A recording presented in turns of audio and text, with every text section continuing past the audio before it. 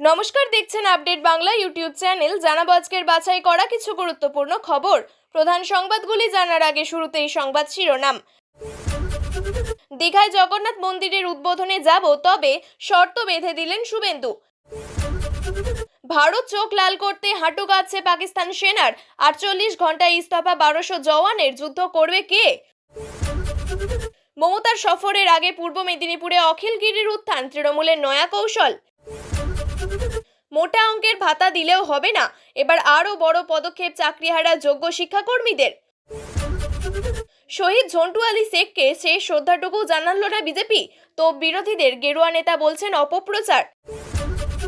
Surgical strike নয়, এটা শিক্ষা দেওয়ার সময়। পিওকে পুনরুদ্ধারের সময় এসে গেছে, হুঙ্কার অভিষেকের। পেহেলগাঁও জঙ্গি হামলার বদলা, রাস্তায় খুন হয়ে গেলেন নির্দোষ বিরিয়ানি বিক্রেতা। আমি হিন্দু ধর্ম গ্রহণ করেছি, মোদি যোগীর কাছে দেশ থেকে যাওয়ার কাতর আর্জি ভারতের বৌমা সীমার। এবার আসছি বিস্তারিত খবরে। অক্ষয় তৃতীয়ার দিন দীঘার জগন্নাথ মন্দিরের উদ্বোধন হবে। বর্তমানে শেষ মুহূর্তে তোড়জোড় চলছে। শুরু হয়েছে আমন্ত্রণপত্র পাঠানোর প্রক্রিয়া। ইতিমধ্যেই সেই আমন্ত্রণপত্র পেয়েছেন রাজ্যের বিরোধী দলনেতা তথা নন্দীগ্রামের বিজেপি বিধায়ক শুভেন্দু অধিকারী। রবিবার নিজের এক্স হ্যান্ডেলে একটি দীর্ঘ পোস্ট করেছেন রাজ্যের বিরোধী দলনেতা। সেখানেই তিনি এই প্রশ্নগুলি রেখেছেন। সেই সঙ্গে জানিয়েছেন, এই গুরুতর প্রশ্নগুলির জবাব না পেলে উদ্বোধনী অনুষ্ঠানে হবেন কিনা সেই বিষয়ে তাকে ভাবতে হবে। তবে হিডকোর ভাইস চেয়ারম্যানের থেকে সেই প্রশ্নগুলি স্পষ্ট ব্যাখ্যা চেয়েছেন নন্দীগ্রামের বিধায়ক। এছাড়াও শুভেন্দুর প্রশ্ন, পুরীর জগন্নাথ মন্দিরের আদলে দীঘায় জগন্নাথ ধাম তৈরি করা হয়েছে বলে প্রচার করা হয়েছে। সেক্ষেত্রে কি পুরীর মতো এখানেও হিন্দু ধর্ম ছাড়া অন্য ধর্মের মানুষদের প্রবেশ নিষিদ্ধ করা হবে?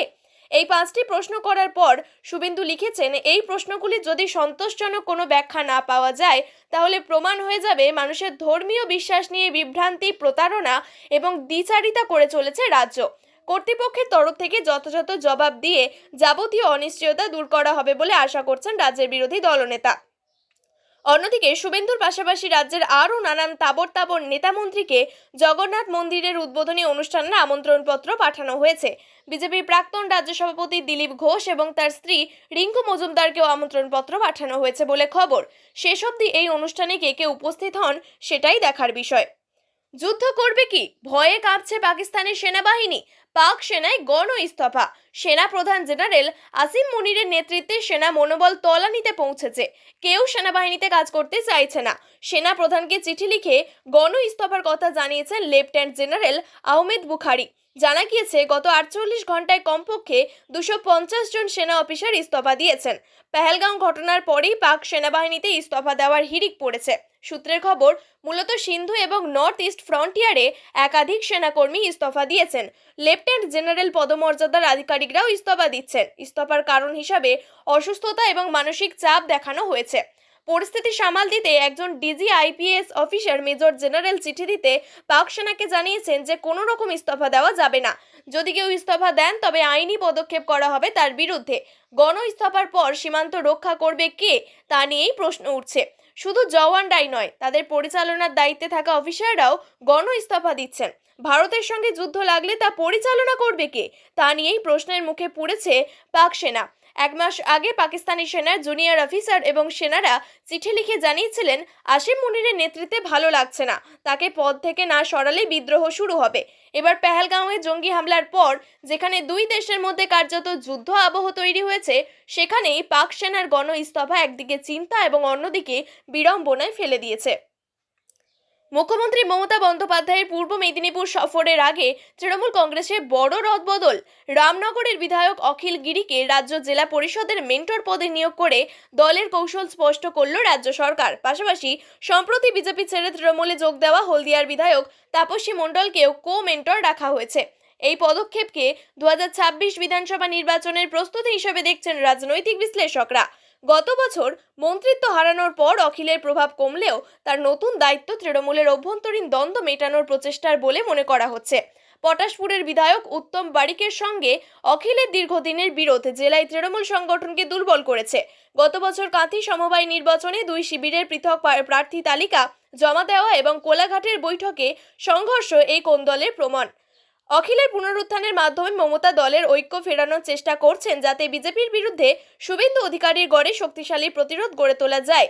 এই নিয়োগ নিয়ে দলের অভ্যন্তরীণ শৃঙ্খলা ফেরানোর কৌশল বলছেন রাজনৈতিক বিশেষজ্ঞ সুবীর দাস। তবে উত্তমের শিবিরের প্রতিক্রিয়া এখনো অজানা। তৃণমূলের এই পদক্ষেপ কি জেলায় সত্যিই শান্তি ফেরাবে, নাকি নতুন দ্বন্দ্বের সূচনা করবে, সেটাই এখন দেখার বিষয়।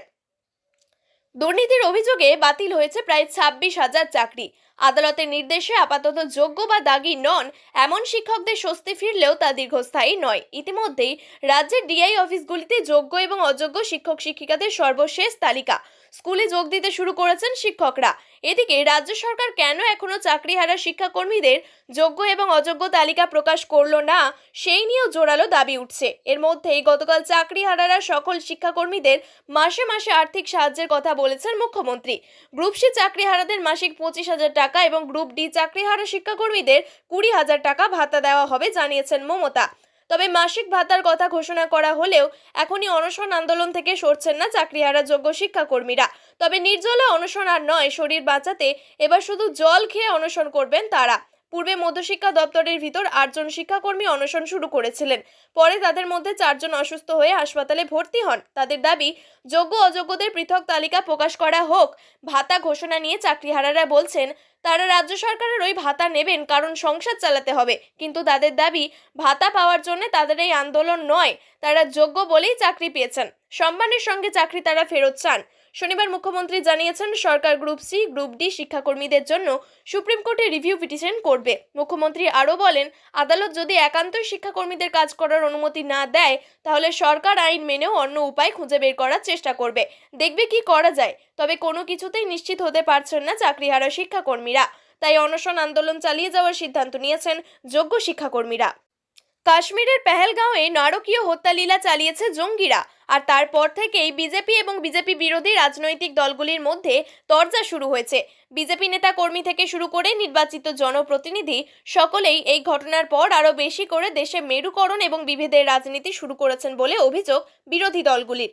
ঝন্টুর নিথর দেহ কফিরবন্দি হয়ে যখন গ্রামের বাড়িতে পৌঁছায়, তখন চোখের জলে তাকে শেষ শ্রদ্ধা এবং বিদায় জানান আপনজন, আত্মীয়, বন্ধু, প্রতিবেশীরা। পূর্ণ মর্যাদায় তাকে শ্রদ্ধা জ্ঞাপন করে ভারতীয় সেনা। আমজনতা স্লোগান তোলে, হিন্দুস্তান জিন্দাবাদ। এমন এক প্রেক্ষাপটে বিজেপি নেতাদের বাক্যব্যানে জর্জরিত করতে শুরু করেছে অবিজেপি রাজনৈতিক দলগুলির নেতাকর্মীরা। কারণ ঝন্টুর বাড়িতে অন্যান্য রাজনৈতিক দলের প্রতিনিধিরা পৌঁছে গেলেও গেরুয়া শিবিরের কাউকে দেখা যায়নি বলেও অভিযোগ। যদিও বিজেপির দাবি এই সবই অপপ্রচার। প্রদেশ কংগ্রেস সভাপতি শুভঙ্কর সরকারের প্রশ্ন, বিজেপি নেতাদের কেন দেখা গেল না ঝন্টু আলী শেখকে শেষ শ্রদ্ধা জানাতে? একই সুর শোনা গিয়েছে সিপিআইএম নেতা সুজন চক্রবর্তীর গলাতেও। তিনি বলেন, এটা একজোট হয়ে লড়াই করার সময়, সেটা শহীদ ঝন্টু আলী শেখের দাদা বোঝেন, কিন্তু যারা ধর্ম নিয়ে রাজনীতি করে তাদের সেই সারমর্ম বোঝার যোগ্যতা নেই। এমনকি এই বিষয়টি নিয়ে সোশ্যাল মিডিয়াতেও চর্চা শুরু হয়েছে। নেট নাগরিকদের একাংশ বিজেপির অবস্থান নিয়ে প্রশ্ন তুলতে শুরু করেছেন।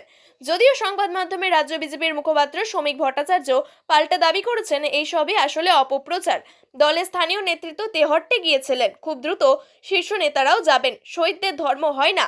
যারা বিএসএফকে ধর্ষক বলেন, সার্জিক্যাল স্ট্রাইক নিয়ে সন্দেহ প্রকাশ করেন, তাদের থেকে বিজেপিকে দেশপ্রেম শিখতে হবে না। প্রসঙ্গত, ঝন্টু আলী শেখের মরদেহ তার গ্রামের বাড়িতে পৌঁছানোর পর সেখানে গিয়ে তাকে শেষ শ্রদ্ধা জানান তৃণমূল সাংসদ মহুয়া মৈত্র এবং তার সদলীয় নেতাকর্মীরা। সিপিআইএম এর প্রতিনিধিরাও সেখানে উপস্থিত ছিলেন। কংগ্রেস নেতারা শহীদকে শ্রদ্ধা জানাতে হাজির ছিলেন কলকাতা বিমানবন্দরে। পর্যটকদের রক্তে ভিজেছে ভূস্বর্গের মাটি। গত মঙ্গলবার কাশ্মীরের পেহেলগাঁওয়ে জঙ্গি হানা হয়, মৃত্যু হয়েছে 26 জনের। এই ঘটনায় শোকস্তব্ধ গোটা দেশ। সেই সঙ্গেই বিভিন্ন মহল থেকে বদলার দাবিও উঠেছে। এই আবহে মুখ খুললেন তৃণমূলের সর্বভারতীয় সাধারণ সম্পাদক তথা ডায়মন্ড হারবারের সাংসদ অভিষেক বন্দ্যোপাধ্যায়। অভিষেক লেখেন, এই ধরনের সংকীর্ণ রাজনীতির ঊর্ধ্বে উঠে এই ইস্যুটিকে চূড়ান্তভাবে মোকাবিলা করার সময় এসে গিয়েছে। তিনি স্পষ্ট জানান, আরও সার্জিক্যাল স্ট্রাইক অথবা পাকিস্তানকে প্রতীকী হুমকি দেওয়ার সময় নয় এটা, বরং তারা যে ভাষায় বোঝে সেই ভাষাতেই তাদের শিক্ষা দেওয়ার সময় এসে গিয়েছে। তৃণমূল নেতার কথায়, এটা আরও সার্জিক্যাল স্ট্রাইক অথবা পাকিস্তানকে প্রতীকী হুমকি দেওয়ার সময় নয়, বরং তারা যে ভাষাতে বোঝে সেই ভাষাতেই তাদের শিক্ষা দেওয়ার সময় এসে গিয়েছে। পাকিস্তান অধিকৃত কাশ্মীর পুনরুদ্ধারের সময় হয়ে এসেছে। উল্লেখ্য, মিনি সুইজারল্যান্ড বৈশারণে ঘুরতে গিয়ে জঙ্গিদের গুলিতে প্রাণ হারিয়েছেন 26 জন নিরীহ পর্যটক। তাদের রক্তে ভিজেছে কাশ্মীরের মাটি। এই ঘটনায় ফুঁসছে গোটা দেশ। একাধিক কড়া পদক্ষেপ নিয়েছে কেন্দ্রীয় সরকার। এবার হুঙ্কার দিলেন অভিষেকে। পাকিস্তান অধিকৃত কাশ্মীর পুনরুদ্ধারের সময় এসেছে দাবি তৃণমূল নেতার। আগ্রার বিরিয়ানি রেস্তোরাঁর কর্মীকে গুলি করে হত্যার পর ভাইরাল ভিডিওতে এক ব্যক্তি বলছেন, পেহেলগাম প্রতিশোধ নিয়েছি। ভিডিওর প্রতিক্রিয়ায় স্থানীয় পুলিশ এই দাবি অস্বীকার করেছে এবং বলেছে যে আগ্রায় এমন কোনো গোরক্ষক গোষ্ঠী সক্রিয় নেই। আগ্রায় গুলফাম আলী নামে এক রেস্তোরাঁ কর্মীকে গুলি করে হত্যা করা হয়েছে এবং তার সহকর্মী গুলিবিদ্ধ হয়ে আহত হয়েছেন। তারা দুজনেই শহীদ আলী চিকেন বিরিয়ানিতে কাজ করতেন, যে গুলফার্মের খুড়তুতো ভাই শহীদ আলীর মালিকানাধীন ছিলেন। বুধবার থেকে বৃহস্পতিবার মধ্যরাত্রি পর্যন্ত এই ঘটনা ঘটেছে বলে জানা গিয়েছে। হত্যাকাণ্ডের কয়েক ঘন্টা পরে সোশ্যাল মিডিয়ায় একটি ভিডিও ছড়িয়ে পড়ে এবং দ্রুত তা আলোড়ন তোলে। ভিডিওয় দেখা যাচ্ছে দুজন ব্যক্তি পেহেলগাম সন্ত্রাসী হামলার প্রতিশোধ হিসাবে ওই অপরাধের দায় স্বীকার করেছেন। একজন ব্যক্তিকে বলতে শোনা যাচ্ছে যে দুজন নিহত হয়েছেন এবং ক্ষত্রিয় গোরক্ষার দল এই ঘটনার দায় স্বীকার করেছে। লোকটিকে দুটি পিস্তল এবং কোমরে বাঁধা একটি ছুরি নিয়ে সশস্ত্র অবস্থায় দেখা যাচ্ছে এবং সঙ্গে সশস্ত্র আরও একজন ব্যক্তি রয়েছেন। ভিডিওতে ওই দুই ব্যক্তি বলছেন, আমি ভারত মাতার নামে শপথ নিচ্ছি যে যদি আমরা 26 জনের হত্যার প্রতিশোধ 2600 জন নিয়ে না নিই তাহলে আমি ভারত মাতার পুত্র নই।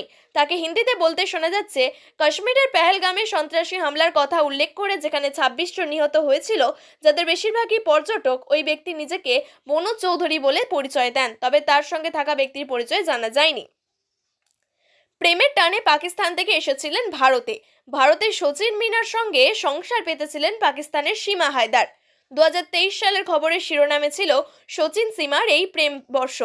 এই সুখের সংসারে এখন ভয় আর ছায়া। সীমা ভয় পাচ্ছেন যে তাকে পাকিস্তানে ফেরত পাঠানো হতে পারে। পেহেলগাঁওয়ে জঙ্গি হামলার পরেই কড়া পদক্ষেপ করেছে। সিন্ধু জল চুক্তি স্থগিত করে দেওয়া হয়েছে, বাতিল করে দেওয়া হয়েছে পাকিস্তানিদের ভিসা। 48 ঘন্টার মধ্যে পাকিস্তানিদের দেশ ছাড়তে বলা হয়েছে। আর এতেই চিন্তায় পড়েছেন সীমা হায়দার। তিনি আর পাকিস্তানে ফিরতে চান না।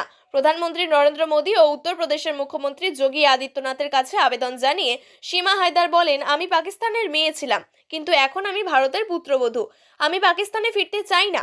আমি প্রধানমন্ত্রী মোদী এবং মুখ্যমন্ত্রী যোগী আদিত্যনাথের কাছে আর্জি জানাচ্ছি যে দয়া করে আমাকে ভারতে থাকার ব্যবস্থা দিন। গত মাসেই সীমা হায়দারের কন্যা সন্তান হয়। সীমার দাবি, সচিনের সঙ্গে বিয়ে করার পর তিনি হিন্দু ধর্ম গ্রহণ করেছেন। তার আইনজীবীও দাবি করেছেন যে সীমা এখন ভারতীয় নাগরিক, তাই কেন্দ্রের নির্দেশে তার উপরও যেন লাগু না হয়। প্রিয় দর্শক, নিয়মিত সঠিক খবরগুলি সঠিক টাইমে পেতে সাবস্ক্রাইব করুন আপডেট বাংলা চ্যানেলটিকে। ধন্যবাদ।